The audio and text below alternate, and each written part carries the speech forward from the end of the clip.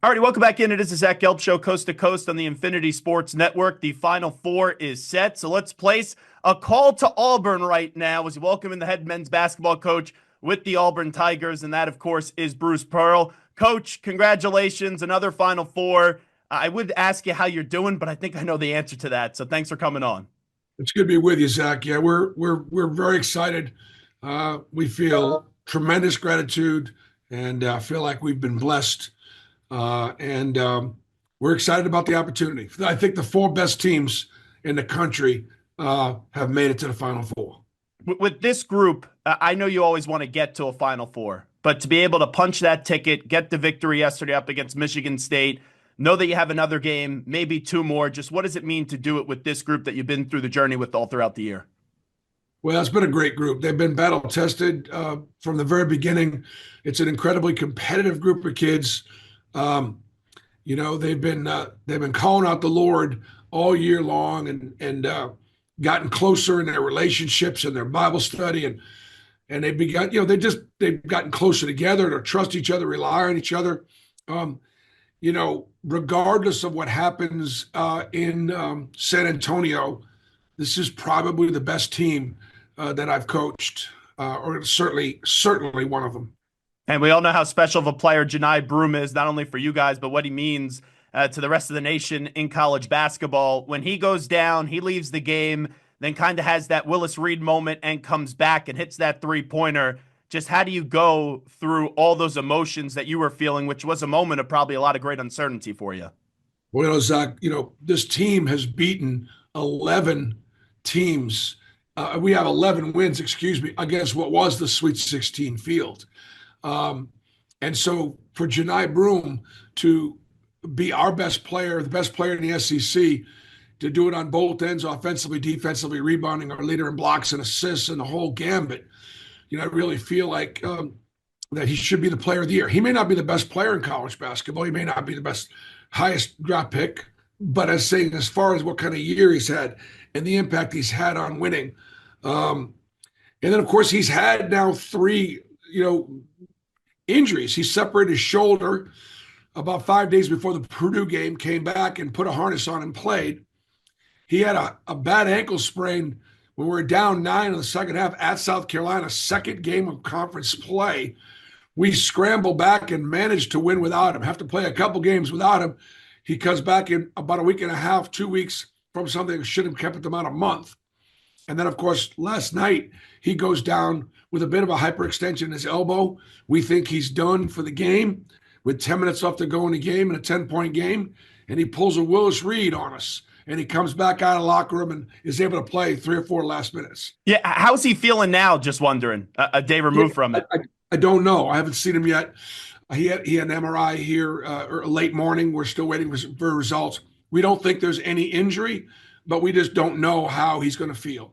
Coach Bruce Pearl here with us has the Auburn Tigers back in the Final Four. They'll go up against Florida on Saturday evening in San Antonio.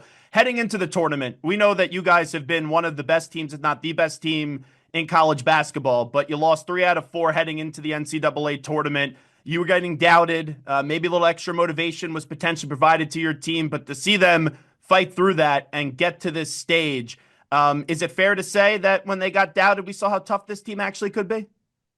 Yeah, I mean, I think that, look, late in the year, we went to Rupp Arena and we clinched the SEC championship with 2 games left to play. And then we come and we lose at Texas A&M, who was a 3 seed, and we lose at the buzzer to Alabama, who was a 2 seed. And then we beat Ole Miss, who got to the Sweet 16 in the first round of the SEC tournament. And then we lose to Tennessee, who was an Elite 8 team. So we really didn't slump. We just lost to 3 really good teams. But we did lose 3 games when prior to that, we'd only lost, I think, 2 all year. So, but I do think we got our edge back a little bit. Both with having to beat Creighton. Yeah, I thought that was a huge one. The Creighton one especially. Yeah, no, there's no question that we did get a bit of our edge back on the defensive end. We with the exception of the first half against Michigan, I thought we executed pretty well offensively. And we got to see if we can be healthy getting to the Final Four. But right now, we're back to playing some of our best basketball. When I look at the matchups for this weekend, the individual matchup that I'm really excited about is Walter Clayton Jr. You know how special of a player he is. And then we also know how underrated nationally Denver Jones is. Have at it, coach. That's going to be a fun one coming up on Saturday between those two. It is. It is. Clayton clearly outplayed our backcourt in Auburn when they had the victory, and we will definitely have to play better. And then our front line. Florida's got the deepest and one of the most talented front lines in all of college basketball. They have 5 big guys out there that rotate in.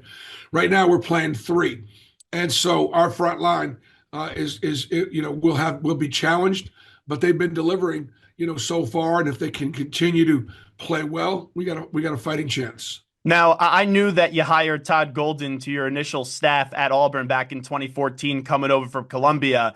I didn't know you coached him in the Maccabi games back in 2009. Just how about that relationship? I know you want to beat him coming up on Saturday and go to the national championship, but it's got to be surreal that maybe someone you saw something in when no one else was seeing it, and now you guys are going up against one another in the biggest stage. No, I'm so happy for him and proud of him, and he's a great family friend.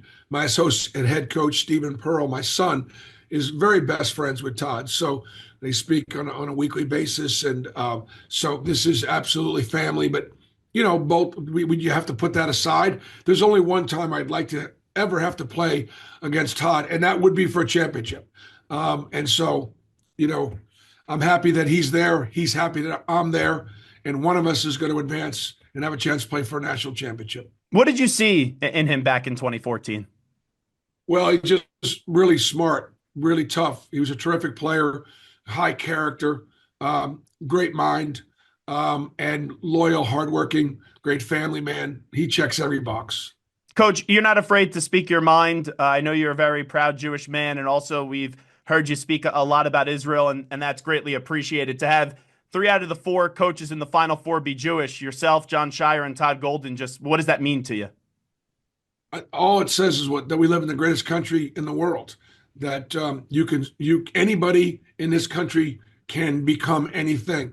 Now you got to work hard and you got to have some breaks along the way, but it just tells you, what's possible. And so I know John and Todd are equally as grateful to all the people and all the institutions and the support that they received growing up and developing and then getting the opportunities that they've gotten, because that's how I feel. Just grateful for every opportunity they've gotten. I tell my players all the time, whether it's the color of your skin or your faith or whatever it might be that maybe some people are uncomfortable with, all those things are obstacles. They're not roadblocks. And so, yeah, I think it's pretty cool. And I bet you there are a lot of other Jewish coaches out there around the country that this obviously continues to give them hope as well. Last thing I'll ask you, Bruce Pearl, before we let you run. I remember when you came on last time, we talked about Tahad Pettiford and how he was overlooked, undersized. And man, what a player he's been for you, especially in that Sweet 16 matchup against Michigan. And we talked about that confidence, and you said he's had that confidence since day one. It's kind of crazy that he's only a freshman. What do you think his ceiling can be and what he's shown you so far through this year? Well, his dad always played him up. He's always played against older players. So playing against older players is not that big a deal for him. I think in the couple things. First of all, being a Jersey City guard, he's got there's great history there of confidence, skill, toughness. But I also think what's happened to Tahad is his dad wanted him to be coached hard.